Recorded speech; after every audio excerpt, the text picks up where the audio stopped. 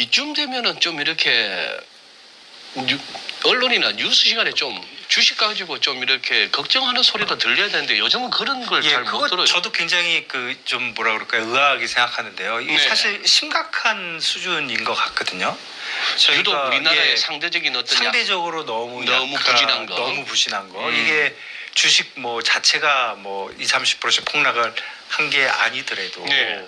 상대적으로도 지금 미국과 뭐 20% 이상 차이 나고 예. 그동안 우리보다 더 나빴던 중국이 그냥 한 번에 저렇게 만회를 하고 예.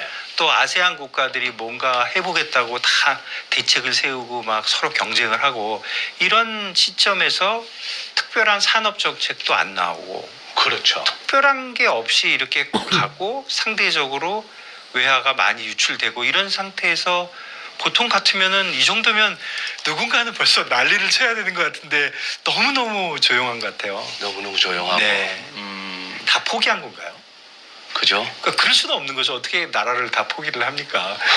자, 여기서 야, 이 자식들 정말. 제가 오늘 그 일요일 아침에 날씨도 둥숭숭하고 또 이런 날 또 차라리 이런 날 또 제가 또 그동안 밀린 또 뭐 하고 싶은 얘기 있으면 오늘 같은 날 하는 게 낫지 않을까 해서 글도 있었고 그래서 좀 보충해서 한 번 더 나왔습니다. 자, 이 오늘 그 방송 유튜브를 가져온 것은 이놈들도 지금 황당하게 지금 웃잖아요. 도대체 이게 우리나라가 지금 전쟁 일어나고 있는 나라들보다 지금 상황이 안 좋아요. 코스닥이 오늘 7.7% 빠졌어요. 코스피도 2% 빠지고, 그런데 미국이 저렇게 오르고 있고, 그죠? 그래서 이 정도 상황이면 만약에 이게 진짜 솔직한 얘기로 미국만 아니었다면 제가 2년 전부터 그것도 뭐 예측 정도가 아니라 저는 그야말로 강력하게, 대한민국 최고로 강력하게, 그야말로 저는 뭐 퍼펙트 스톰이 온다, 한국이 피할 수 없다마. 그리고 사실은 한국은 그런 형벌을 받아야 된다, 또 마땅히 받아야 된다. 그리고 또 세상을 위해서도 우리가 만약 형벌을 이번에 안 받으면 여기서 얼렁뚱땅 넘어가면 왜 또 한국 시장이 이렇게 또 안 좋은 이유는 미국도 그건 마찬가지예요. 지금 미국이 지금 연준에서 뭐 파월이 뭐 연착륙 얘기하고 있는데, 여러분 연착륙이 좋을 것 같지만 천만의 말씀입니다. 여러분 상식적으로 생각해 보세요. 지금 상에서 서해되고 있는 그야말로 역대급입니다. 이런 현상이 없었어요. 그러니까 대상상에 워런 버핏이 뭐 제레미 그랜섬이 이런 사람이 소외된 적이 없었다니까. 이거 진짜 이상한 현상이라니까. 한국에서도 저야 뭐 소외될 수 있는 거죠. 그렇지만 아마도 저보다 더 경력도 많고 대가들 분들 많이 소외되고 있을 거예요. 모르긴 몰라도 저도 뭐 만나지는 않으니까. 그런데 자, 이런 상황이라면요, 이런 사람들이, 선수들이, 한마디로 대선수들이 소외된 장이거든요. 그럴 수 있거든요. 미국도 이런 얘기 볼멘소리 있어요. 아니, 미국 금융시장 뭐 AI 버블 막 이렇게 오르고 그러니까 미국이 돈 벌 것 같지만 정작 미국인들보다도 한국이라든가 중국에서 넘어온 놈들이라든가 일본에서 넘어온 이런 놈들이 지금 돈을 벌어가. 그러니까 미국도 금융시장은 좋은데 과거 어떤 때보다도 입이 삐쭉 지금 나온 상태예요. 이상한 상황이라니까. 그러면 미국에서 그 얘기하기에 앞서 그러면 수수께끼 같으니까 오늘 그래서 제가 이래저래서 나왔습니다. 또 글과 관련해서 이란 핵시설 타격 요 부분에 대해서 우리가 한 번 더 짚고 넘어가자고. 왜냐, 저는 이게 거의 뭐 99.99% 조만간 그것도 확신하고 있어요. 결국 때릴 것 같아요. 그리고 시기적으로도 지금 만약에 여기서 못 때리면 큰일 나는 수가 있어요. 그야말로 이제 이스라엘이 이란한테 끌려다니는 상황. 아니, 상대가 핵무기를 개발해서 탑재 능력이 있으면 이제는 그럼 이제는 지나놓고 나서 이런 후회할 수 있죠. 야, 그때 때릴 건데. 그때가 최고의 상황입니다. 정치적으로도 최고의 상황이에요. 어떻게 보면 지금 만약에 이스라엘에서 대선 뭐 40회를 앞두고 지금 만약에 다음 주에 많이 때린다 그러면 어떤 일이 벌어지냐면요. 해리스에 대한 그렇지 않아도 해리스가 아무래도 그래도 여자잖아. 제가 여사를 무시한 건 아니고. 그렇지만 미국도 어떤 시험이잖아요. 여성 대통령, 첫 여성 대통령이고 또 경제적으로 어떤 그 취약성을 드러내고 있잖아요. 해리스가.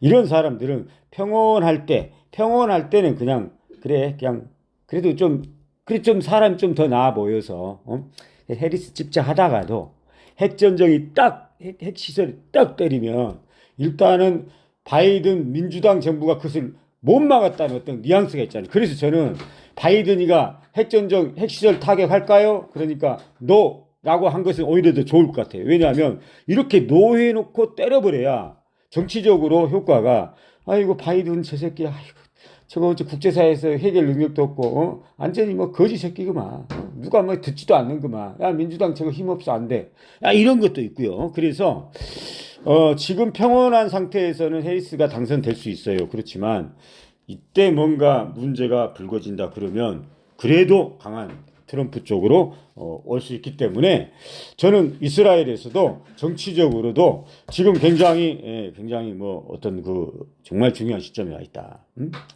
굉장히 그래서 지금 이스라엘에서 국경선 쪽으로 지금 병력이 지금 이동하고 있거든요. 이런 상황이에요 지금. 그래서 우리가 지금 손 놓고 구경할 수 있는 상황이 아니에요 사실은. 그리고 그리고 그 좀 설명이 부족한 부분이 있는데 그 트럼프 공화당하고 이스라엘하고는 한 통속입니다 원래. 민주당 애들이 그 전에 계속해서 반대하다가 연준 세울 때 민주당 애들이 다 반대했어요. 그러다가 이제는 뭐 민주당도 연준의 정책에 대해서는 이제는 미국의 이익으로 인정하고 들어와서 그렇죠. 원래는 이스라엘 하면 공화당입니다, 여러분들. 그래서 그리고 또 베냐민 네타냐의 그 성향, 가문을 봤을 때 그 눈매를 보세요.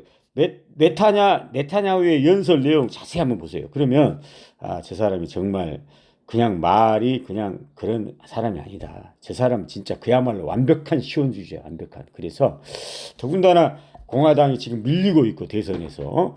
그런데 자기들이 완전 밀린 것도 아니고 자기들이 뭔가 역할만 해주면 될 것도 같고 자 이런 상황이거든요. 이런 상황에서 모험을 감행할 수 있다. 그런데 알고 보면 모험도 아니에요. 모험도. 그래서 제가 거의 99.9% 확신하고 있다는 거예요. 왜냐 모험이라면은 이게 카드에서 제외될 수 있는데 모험이 아니라고 보는 것이 뭐냐. 왜냐면 보세요. 지금 국제사회는 유엔 무슨 뭐 도덕성 뭐 외국의 뭐 비난 이런 것들을 뭐 두려워하거나 이런 것들을 신경 쓰거나 이런 것들이 내 행동에 걸림돌 되거나 그런 상황이 아니에요.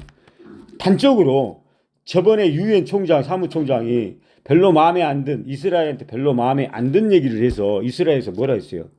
저 새끼 앞으로 우리 국내 입국 이런 것들 뭐 항공 뭐 이것을 다 없애버렸어요.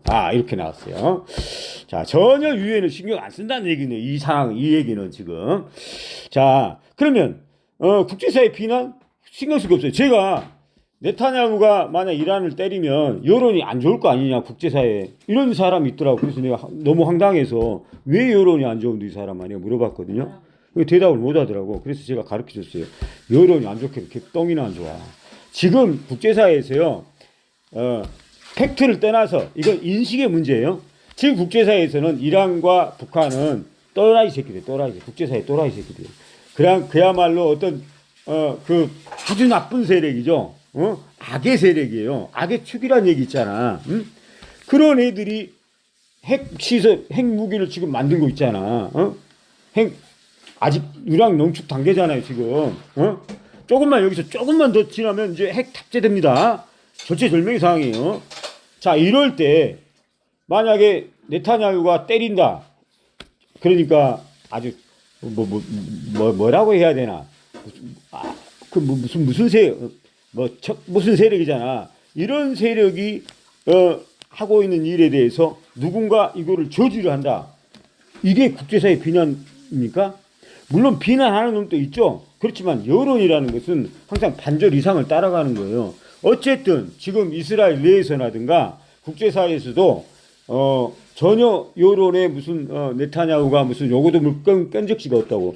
그러니까 지금 현재 유일하게 네타냐후 입장에서 본다면 그래도 뭔가 걱정할 수 있는 거리, 부담 갈 수 있는 거리가 뭐냐? 이란이 강한 거죠. 이제 적이 강한 거죠. 이것밖에 없죠. 만약에 내가 전쟁을 때렸는데 이 새끼들이 죽지 않고 꼬리를 내지 않고 다시 폭격을 한다거나 그래서 자국민이 많이 살상을 한다거나 자국 군대가 뭔가 어려움에 처한다거나 자 이런 경우 아니면 최악의 경우에 내 목숨까지 위험하다거나 자 이런 상황이잖아. 그런데 그 상황이 절대 아니라는 거예요. 최근에 우리 이 사실을 통해서 우리가 한번 이 부분에 대해 한번 생각을 해보자고. 최근에 그 180개를 때렸잖아. 그런데 이란에서는 우리가 때려서 적이 많은 타격을 받았다. 그래서 우리는 이제 이것으로서 이제 저쪽에서 보복만 하면 이것을 우리는 끝내겠다. 자 이런 얘기잖아. 이거는 꼬리를 내린 거예요. 그만큼 뭔가 지금 이란이 지금 꿀리고 있는 거야. 뭔가 스스로 생각해도 안 좋은 거예요. 그러니까 무기라는 것이 보면 그렇게 이란이 가지고 있는 무기가 핵무기가 지금 없거든요. 핵무기는 없어요. 자 그런 단계거든요. 자 그러면 동원할 수 있는 게 탄도라든가 이런 무기인데 이게 전부 다 오래됐대요. 그리고 최근 이란이 지금 경제 제재가 심하잖아. 경제적으로도 보면 코로나 때 1달러에 37,000 이란 리알이죠. 리알이죠. 37,000 리알 했던 것이 지금은 1달러에 55만 리알 정도 돼요. 그러면 최근 3년 사이에 경제가 진짜 개 박살났다는 거예요. 이란 경제가.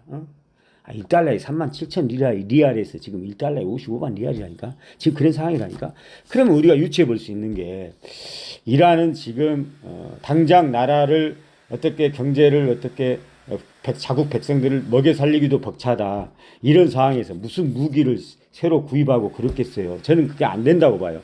약간 북한 비슷한, 북한보다 낫지만 북한 비슷한. 그러니까 이란도 말만 지금 언사만 지금 하고 있지 사실 그 내부를 들여다보면 상당히 힘든 국면이다. 그 반대로 이스라엘 정보통 쪽에서는 이 사실을 다 알고 있는 것 같아요. 지금 전체를 돌아보면 아주 적기라 보고 있고요.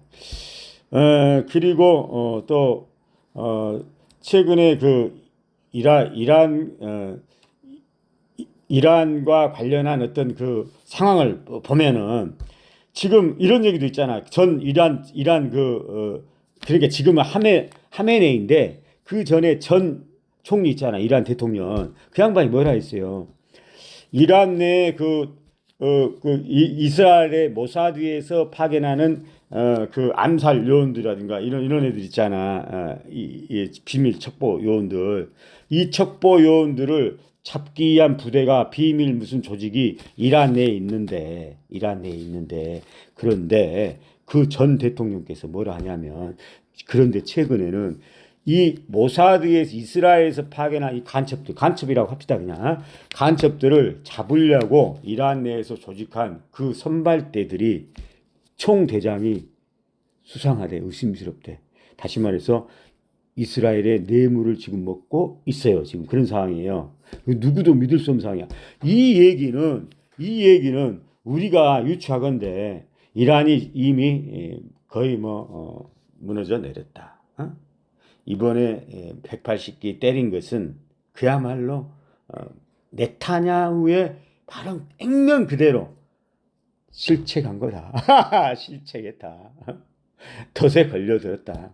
그렇지 않아도 계속 덫을 놨잖아. 작업을 해왔잖아. 이스라엘 입장에서는. 자, 마지막으로 이스라엘이 지금 두려워하고 이거 우리가 이 핵시설 사람들은 그렇게 생각하잖아.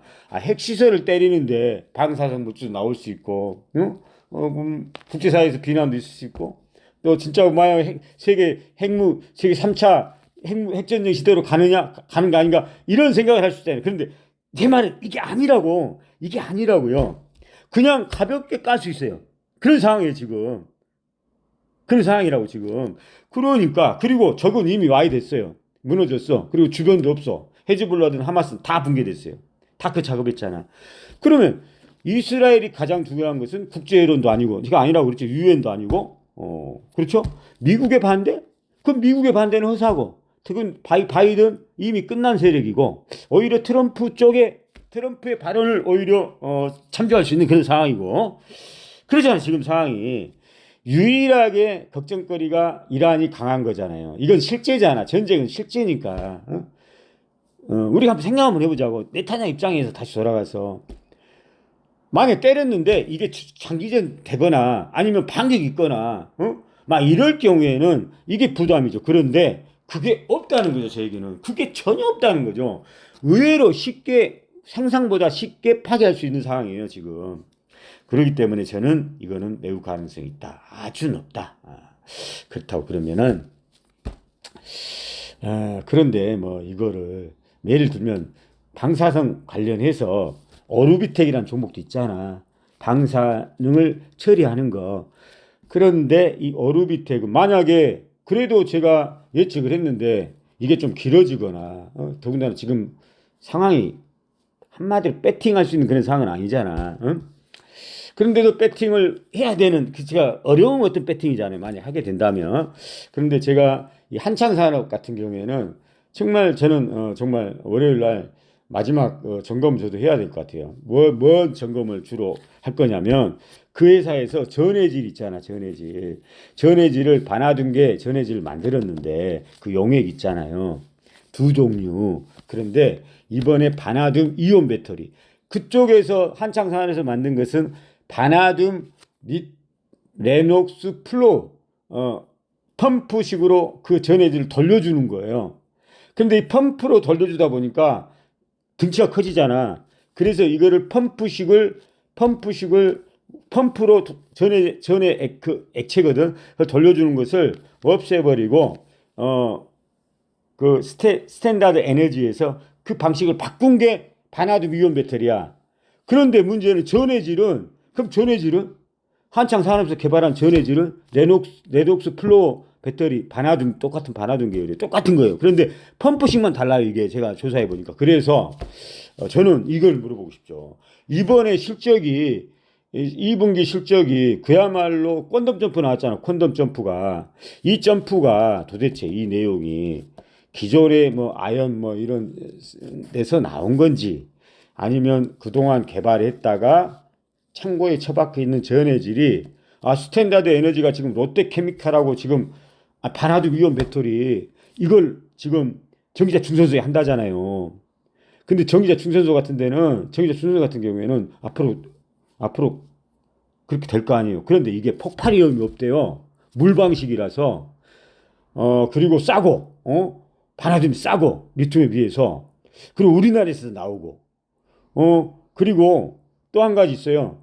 그러면 전기차 충전을 굳이 뭐 ESS를 굳이 ESS 장치를 전기차 충전소마다 ESS가 있어야 된대. 그게 그래서 저는 처음에 이렇게 생각했지. 아니 그걸 뭐 ES 필요 있나? 그냥 한전에서 그냥 온걸 그대로 그냥 다이렉트로 쏴서 충전하면 되는데, 그건 되는데 그건 완속은 된답니다. 기술적으로. 그런데 급속은 안 된답니다. 그게 바로 ES가 그래서 필요하답니다. 아니 전기차 충전소에서 급속이 안 된다면 전기차 충전소가 무슨 필요가 있어요? 급속이 중요한 거죠. 그죠? 5분 이내에 급속? 그러려면 그걸 다시 모든 전기차 충전소는 마치 유류 탱크에서 주유소에서 탱크가 따로 있잖아. 보관해서 그거를 이렇게 충전한 거잖아. 그러듯이 그게 ES가 그걸 담당한다네. 그런데 기존의 리튬 방식의 ES는 불날 염려가 있어서 이게 반화듐 쪽으로 지금 우리가 지금 들어가고 있고 세계 최초라고 그러네요. 그런데 문제는 잘 기사를 한번 읽어보세요. 지금 강남이라든가 이쪽에 지금 설치되고 있잖아. 그러니까 이게 만약에 이게 진짜 제 말대로 설치가 되고 그래서 안 팔렸던 기존에 개발했다 창고에 처박혔는데 아니 뭐 롯데케미칼이라든가 지금 둘이 스탠다드 에너지 사업을 하고 있으니까 거기서 펌프 방식만 바꾼 거잖아. 그렇다고 그러면 용액 전해질은 똑같은 거잖아. 응? 만약 똑같은 전해질이면 어떡할 거야? 똑같지 않다 하더라도 반화듐 이온 배터리 시대가 오면 이 개발한 이 회사 한창산업이 개발한 전해지는 어떤 형태든 쓰일 수 있잖아. 그러잖아요. 어쨌든 회사는 좋아질 수 있잖아요. 이걸로 인해서 거기다가 지금 한창산업 보면은 아연괴, 아연말, 인산아연 이런 제올라이트, 리튬 브로마이드. 자, 리튬 브로마이드 같은 경우에는 난방기, 건축물에 냉방, 난방 시스템으로 돌아가잖아. 여기에 무슨 재료 이 리튬 브로마이드가 여기에 들어가는 거예요. 그런데 예를 들면 병원 같은데, 그래서 이거는 그런데 제롬 브로마이드는 국내 유일입니다. 그러니까 두 가지가 국내 유일이에요. 이 회사의 제품이 제롬 브로마이드하고 리튬 브로마이드하고 또 제올라이트 그리고 아연말, 인산아연 이거는 고려아연도 하고 같이 경쟁하는 회사고요. 이렇게 이런 시스템이고. 그런데 제가 왜 원자재주를 앞으로 잘 보냐면 이거 원자재주가 전형적인 원자재주잖아. 원자재는요 앞으로 우리가 봐야 될 종목일 것 같아요. 어떤 섹터보다도. 왜냐하면 지구는 갈수록 원자재는 없어지고, 그죠? 원자재는 갈수록 없어지잖아. 자, 이러면 원자재 값은 오를 수밖에 없지. 그죠? 상식적으로 딱 봤을 때. 그래서 원자재주는 그 원자재주니까. 그래서 이런 종목은 가지고 개기면 설사 전쟁이 안 나온다 하더라도, 핵시설 파괴 안 한다 하더라도 그럼 뭐 좀 내릴 수 있죠. 그런데 여기서 이깍 물고 버티는 거죠. 그러면 이거는 제가 볼 때 이거는 500만 주에 8,000원대면은 2천만 주로 환산하면 2,000원대거든. 아주 싸죠. 그죠? 원자재주가. 진짜 배가 원자재주 같은데. 특히 제올라이트는 문제는 제올라이트거든요. 이 제올라이트가 공기 중에 질소를 없애고 산소를 발생하는 거예요. 이 제올라이트가 제가 제올라이트를 공부해 보니까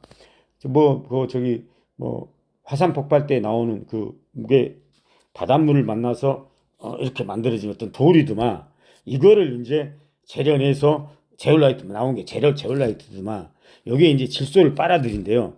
그래서 이게 실제로 핵전쟁이 일어날 경우 또는 핵시설 파괴될 경우 요건 정말 필요할 것 같아요. 요것도 제가 물어봐야 돼. 근데 필요할 것 같아 진짜로. 왜냐? 아니 질소 때문에 사람이 질식하고 죽거든요. 핵전쟁이. 제일 무서운 게 질소 N이거든.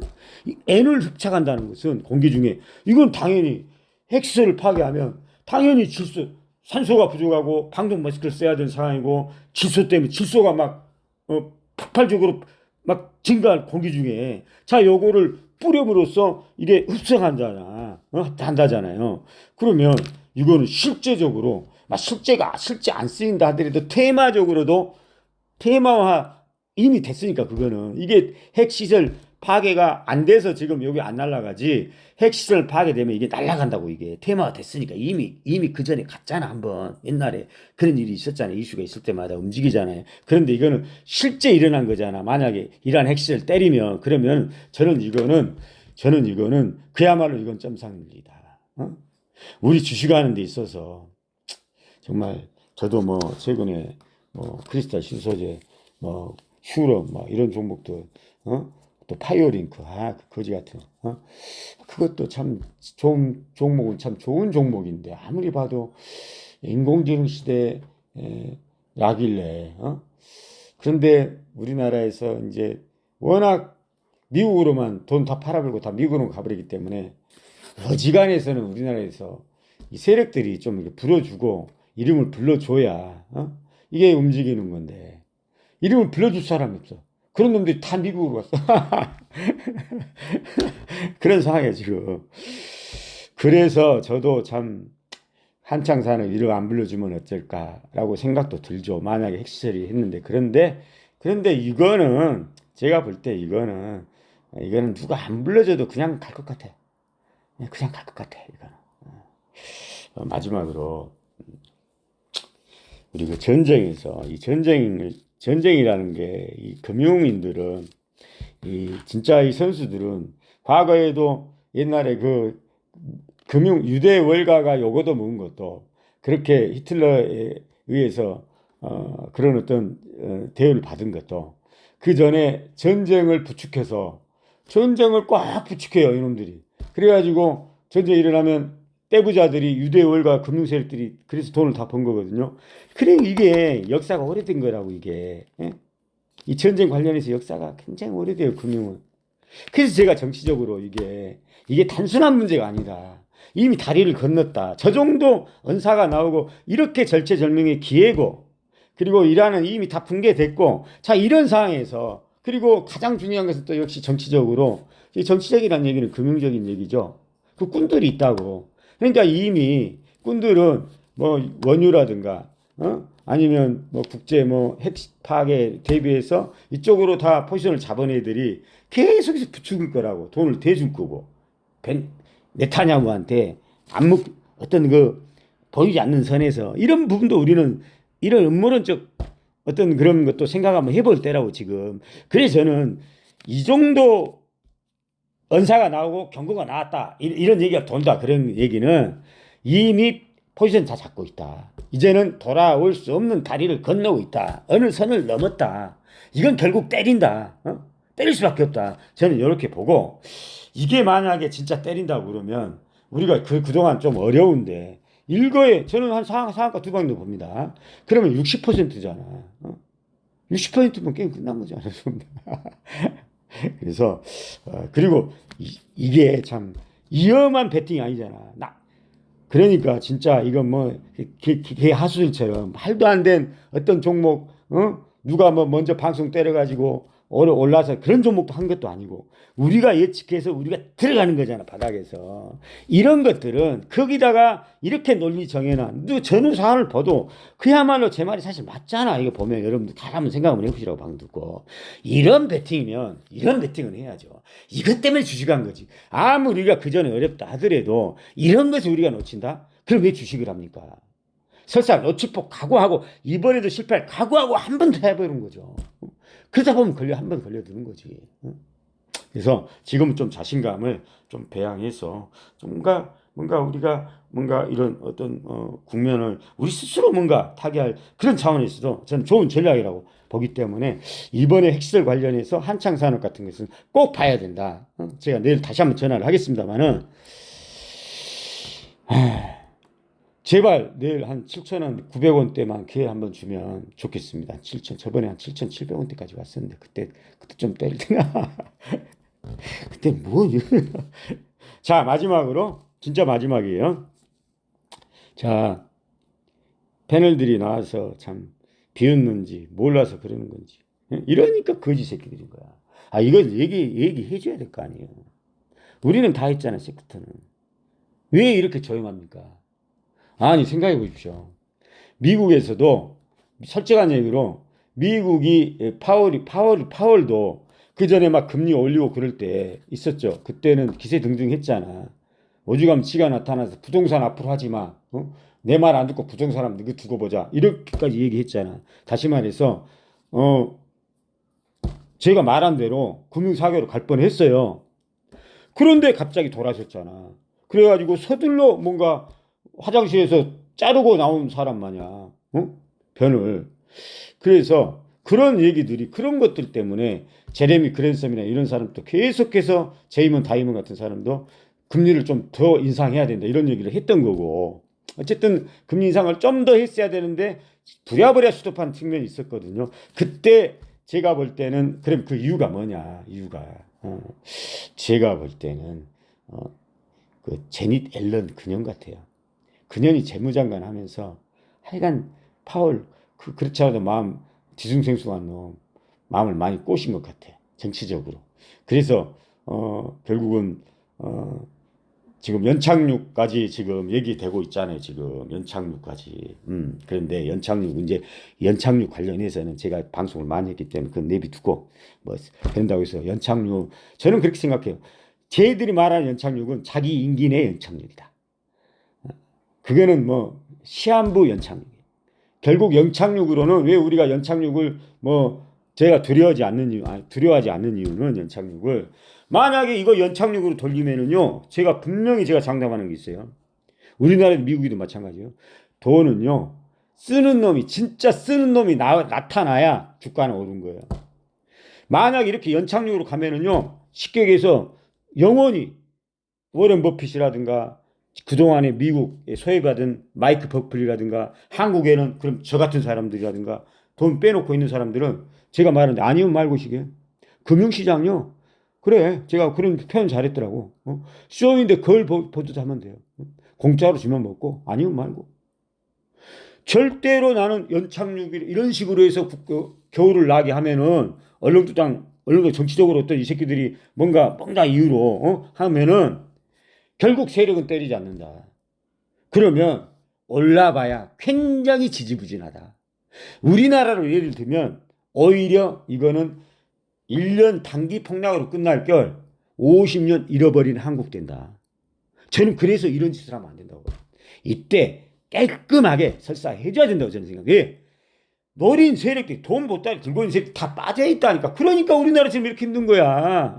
왜 우리나라 이렇게 힘들어? 다 빠져있잖아 지금. 자 그리고 마지막으로 또 한 가지. 자 왜 이렇게 얘기를 안 해요?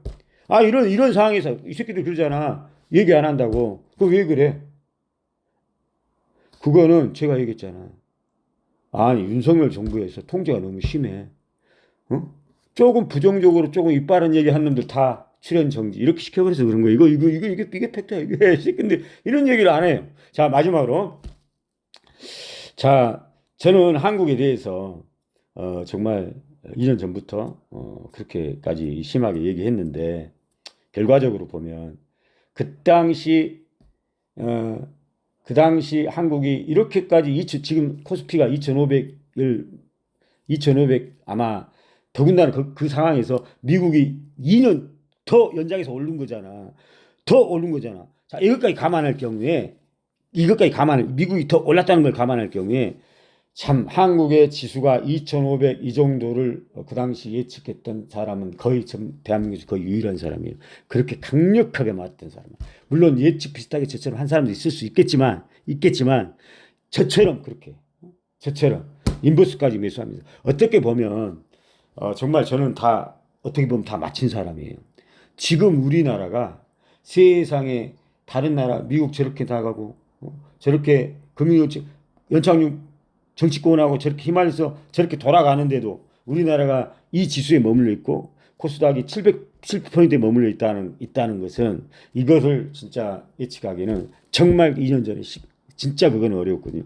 그런데 세클턴 박단장은 그걸 물론 제가 투자해서 성공은 못했지만 어떠한 이유로 그렇지만 정말 그래서 제가 자꾸 억울하다는 얘기를 하는 거고요.